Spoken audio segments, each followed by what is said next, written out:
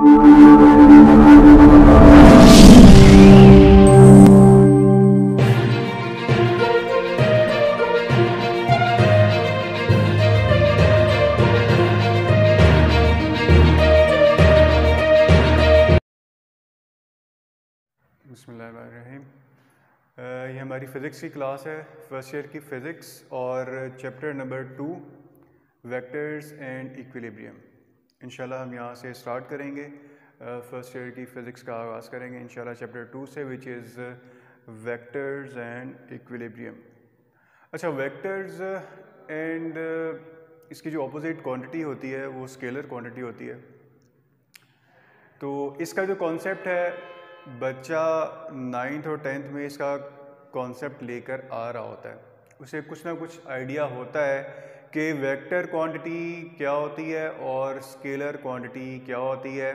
तो ये जो चैप्टर 2 है, वेक्टर्स एंड इक्विलिब्रियम, इसके अंदर मेनली हम जो डिस्कस करेंगे वो वेक्टर्स को डिस्कस करेंगे, और कॉन्सेप्ट वही पुराने वाला होगा, बस सिर्फ ये होगा कि थोड़ी सी इसके अंदर मज़ीद एक्सप्लेनेशन होगी।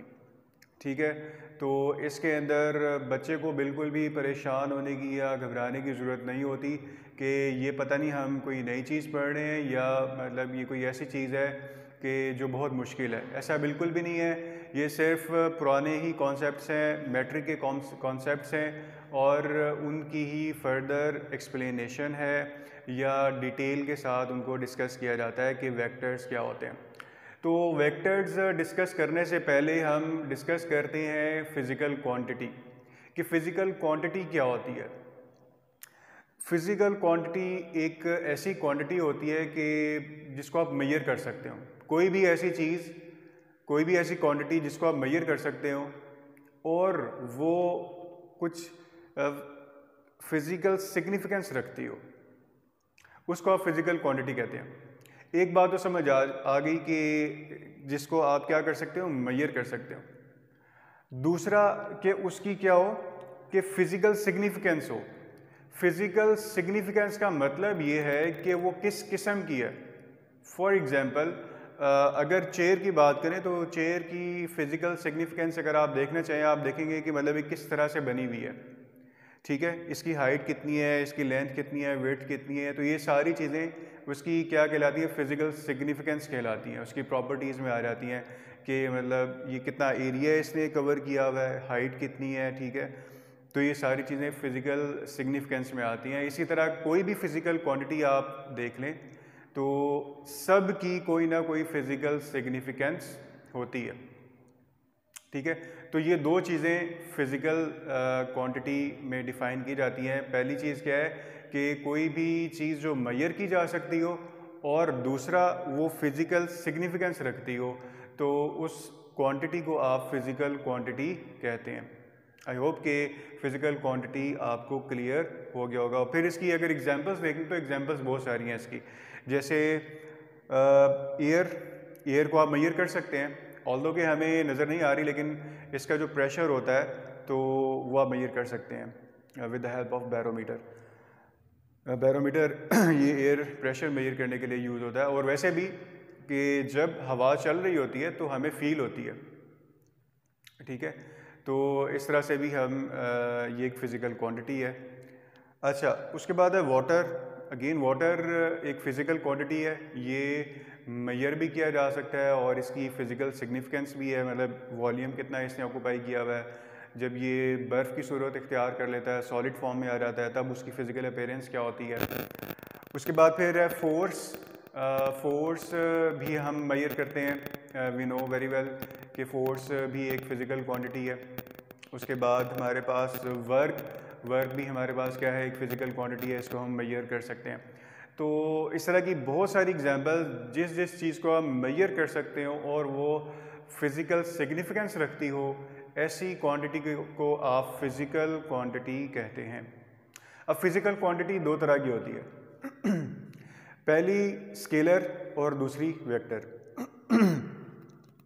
मतलब एक स्केलर क्वांटिटी है और दूसरी वेक्टर क्वांटिटी है। तो पहले हम स्केलर को डिस्कस कर लेते हैं क्योंकि इसके बाद थ्रू आउट हम वेक्टर को ही डिस्कस करेंगे।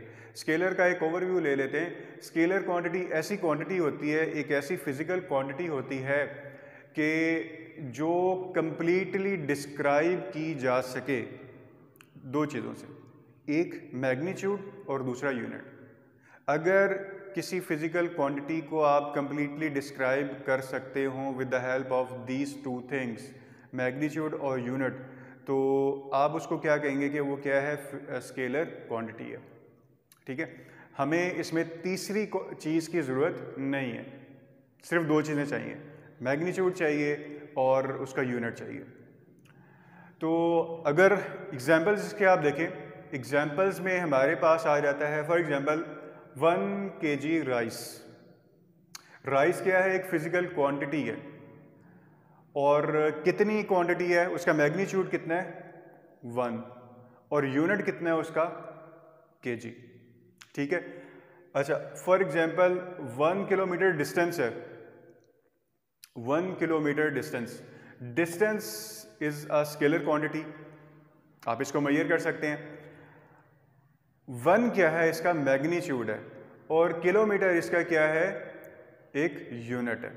तो हमें पूरी बात समझ आ जाती है, कंप्लीटली ये क्वांटिटी अपना मतलब हमें समझा देती है कि ये क्या चीज़ है। फॉर एग्जांपल 1 kg राइस है, मुझे कंप्लीटली बात समझ आ गई कि 1 kg राइस हैं। 1 किलोमीटर डिस्टेंस से मुझे समझ आ गया, कंप्लीटली मुझे समझ आ गया कि 1 किलोमीटर डिस्टेंस है। ठीक है, इसी तरह 1 केल्विन टेम्परेचर, टेम्परेचर आपके पास एक स्केलर क्वांटिटी है, तो इसका मैग्नीट्यूड कितना है 1, और केल्विन क्या है, इसका यूनिट है टेम्परेचर का।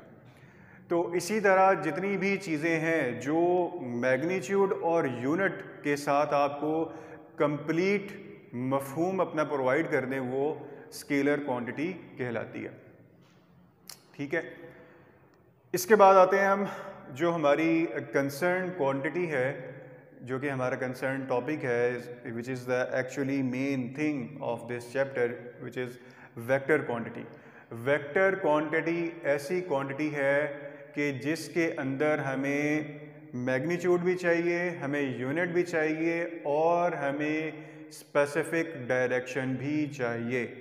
अगर डायरेक्शन नहीं है तो वो स्केलर क्वांटिटी है, और अगर डायरेक्शन है तो वो वेक्टर क्वांटिटी है। तो यही बेसिक डिफरेंस है बिटवीन स्केलर एंड वेक्टर, कि स्केलर में डायरेक्शन नहीं होती, वेक्टर में डायरेक्शन होती है।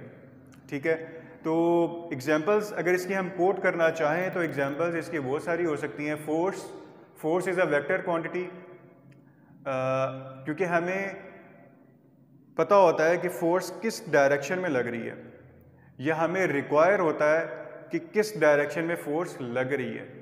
एक ख़ास डायरेक्शन होती है, फोर्स इस डायरेक्शन में लग रही है, इस डायरेक्शन में, इस डायरेक्शन में, इस डायरेक्शन में, या कहीं भी। ठीक है, इसके बाद है displacement. We know that the difference between distance and displacement, ये चीज़ हम मैट्रिक में भी कर आ रहे होते हैं कि डिस्टेंस और डिस्प्लेसमेंट में क्या फ़र्क होता है। डिस्टेंस के अंदर डायरेक्शन नहीं होती, डिस्प्लेसमेंट के अंदर डायरेक्शन होती है। डिस्प्लेसमेंट को आप कैसे डिफाइन करते हैं? डिस्प्लेसमेंट को आप डिफाइन इस तरह से करते हैं, the shortest distance between the 2 points. ठीक है, मतलब एक जगह अगर आपने कहीं जाना है, आपने फॉर एग्जांपल इस जगह से वहाँ जाना है, आप वहाँ से घूम के भी जा सकते हैं, इधर से भी घूम के जा सकते हैं, या मतलब आप कहीं से भी मतलब आप जा सकते हैं। लेकिन जब बात आएगी डिस्प्लेसमेंट की तो आप कहेंगे कि the shortest distance between the 2 points. तो शॉर्टेस्ट डिस्टेंस क्या बनेगा, यहाँ से लेके स्ट्रेट डिस्टेंस, तो ये इसका क्या बनेगा, डिस्प्लेसमेंट बनेगा। तो ये एक वेक्टर क्वांटिटी है। ठीक है, बाकी आप जहाँ मर्जी से जाएं वो इसका क्या कहलाएगा, डिस्टेंस कहलाएगा, जो कि वेक्टर क्वांटिटी नहीं है।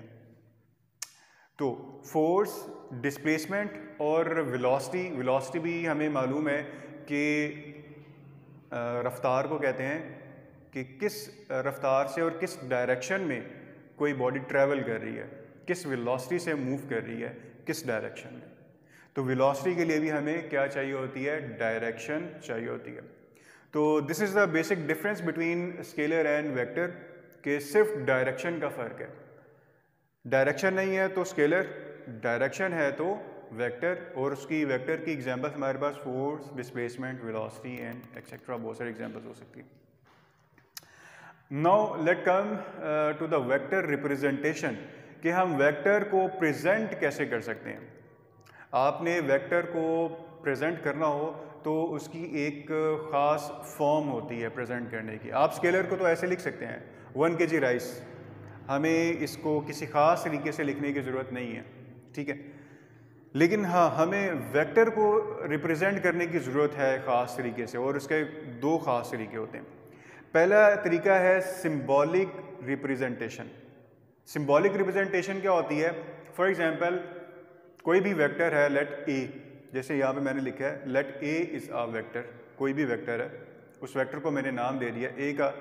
आपने इसको प्रेजेंट करना है, रिप्रेजेंट करना है, तो रिप्रेजेंट आप कैसे करेंगे? 3 तरीकों के साथ आप इसको रिप्रेजेंट कर सकते हैं सिंबॉलिकली।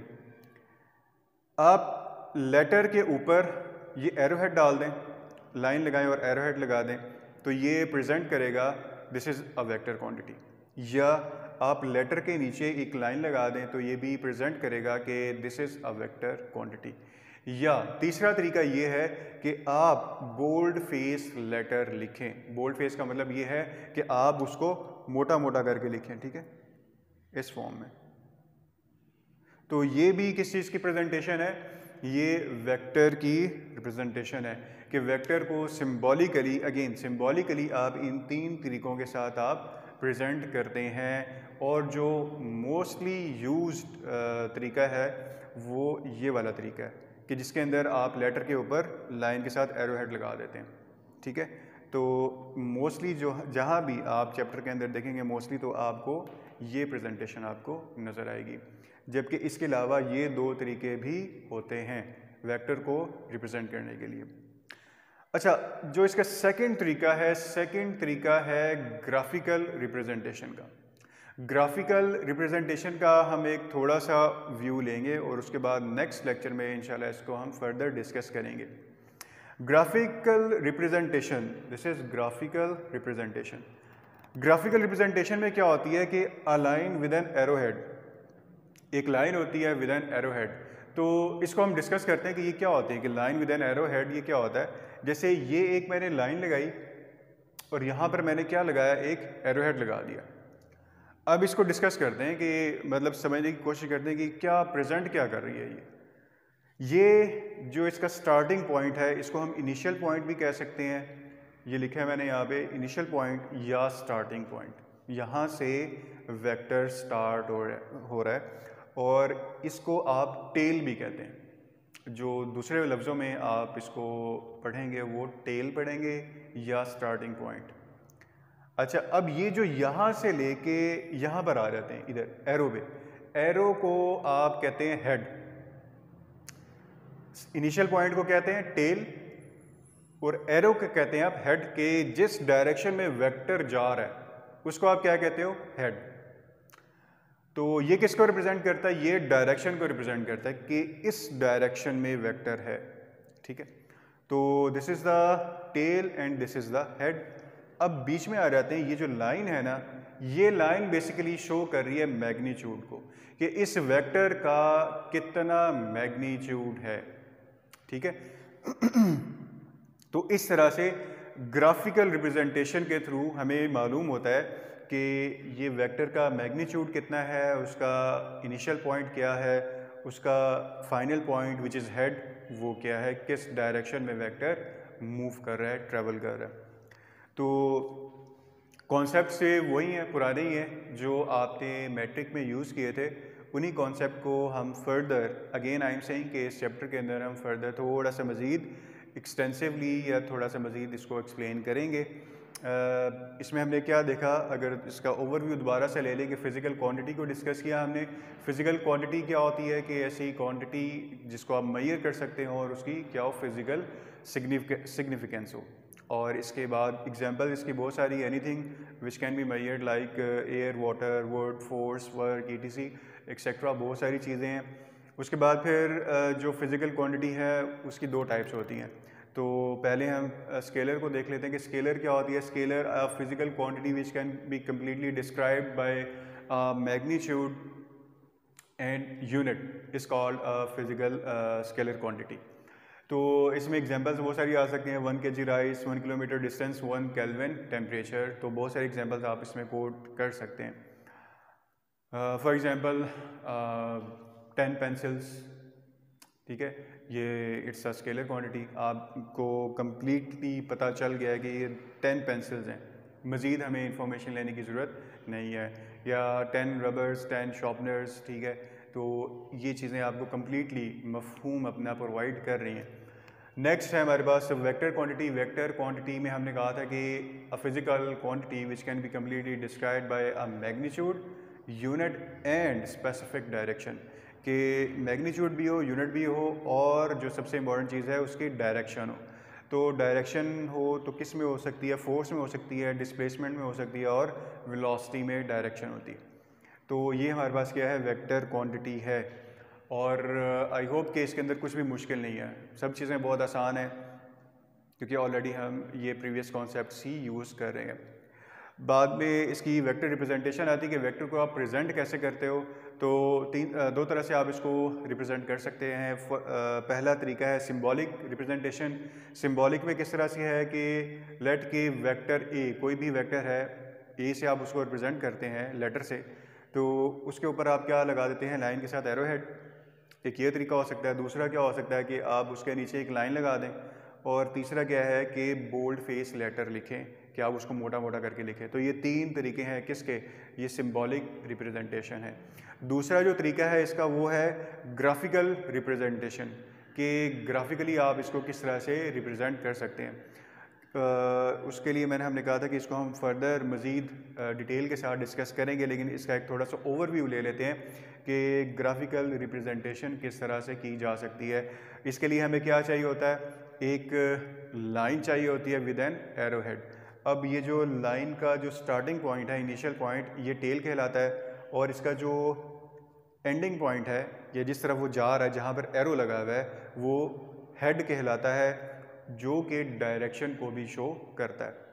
और दरमियान में ये जो लाइन है, लाइन की जो लेंथ है, ये लेंथ बेसिकली आपको शो करती है मैग्नीट्यूड, कि उस वेक्टर का मैग्नीट्यूड कितना है।